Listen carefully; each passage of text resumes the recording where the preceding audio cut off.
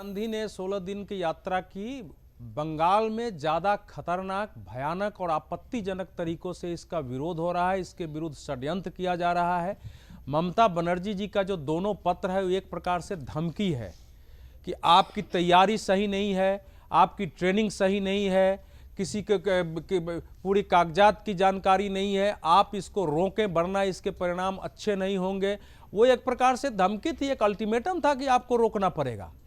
तो ये पश्चिम बंगाल में 12 राज्यों में हो रहा है। जितनी संख्या में वहाँ से बीएलओ के मरने की खबर आ रही है, यह हतप्रभ करने वाला है।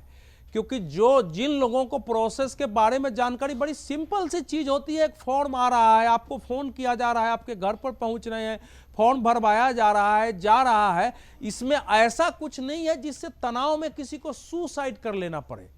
जिन लोगों का एसआईआर जिनका हुआ है उनको मालूम है कि इसमें कोई प्रक्रिया नहीं है।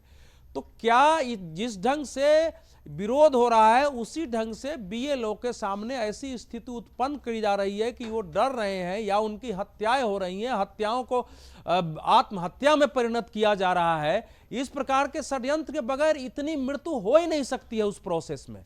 तो मेरा तो मानना है कि सुप्रीम कोर्ट सुनवाई कर रहा है, सुप्रीम कोर्ट इस पहलू पर भी करे कि जिन लोगों की मृत्यु हुई है उसकी एक मॉनिटरिंग की, इसकी जांच कराई जाए। सेकेंड, सुप्रीम कोर्ट ने लगातार इधर सुनवाई में पिछले दिनों जो हमारे मुख्य न्यायाधीश हैं न्यायमूर्ति सूर्यकांत जी, उन्होंने कहा कि आप तो पिछली बार कहते थे कि लाखों लोगों के नाम काटे गए, हम भी डर गए थे, तो हमने पारा लीगल वॉलेंटियर्स भेजे बिहार में अपनी ओर से। पारा लीगल वॉलेंटियर के पास एक आदमी नहीं आया कहने कि हमारा नाम गलत तरीके से काटा गया है। बिल्कुल, ये उन्होंने कहा है। वो भाई 68,66,000 नाम हटे तो उसके बाद जस्टिस बागची जो है उन्होंने कहा इसका अर्थ यह है कि ये प्रोसेस सही था। आप तो कह रहे थे लोगों को जानकारी नहीं थी, हमारे हिसाब से तो गांव के लोगों तक को पता था क्या क्या पेपर देना है, प्रोसेस की जानकारी थी, तो इसके लिए चुनाव आयोग सही था। तो सुप्रीम कोर्ट इसके विपरीत जो हो रही है, तो दो उसके बड़े कारण नजर आते हैं।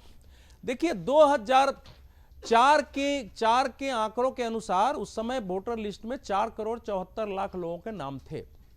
जो भारत में मृतकों, जो नॉर्मल मृत्यु होती है वो, और जो 18 वर्ष की उम्र होते हैं उनका जुड़ाव का, उसके आधार पर देखा जाए तो इस समय मतदाताओं की संख्या 6,50,00,000, 55,00,000, 60,00,000, 65,00,000 हो सकती है। 7,63,00,000 मतदाता नहीं हो सकते हैं। तो जाहिर है 1 करोड़ के आसपास नॉर्मल जो आंकड़े आते हैं उससे ज्यादा की बात हो रही है। तो 1 करोड़, किसी ने तो एक ने तो रिसर्च करके रिपोर्ट लिखा है कि 1,04,00,000 वहां ज्यादा मतदाता है।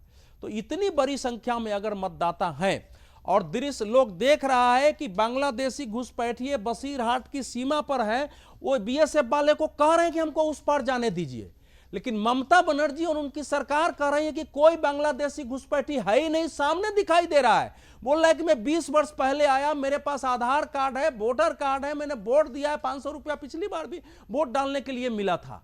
तो जाहिर है कि अगर यह परिस्थिति है तो भय तो उत्पन्न होगा, बदनाम करने की कोशिश होगी।